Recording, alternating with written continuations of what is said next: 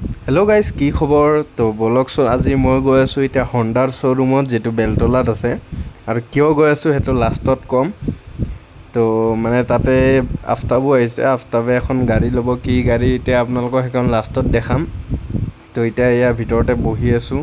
তো এতিয়া ডকুমেণ্টেশ্যনৰ কাম হৈ আছে। আফতাবে কিবা কিবি EMIত ল'লেতো ডকুমেণ্টেশ্যন জানেই কিমান কি।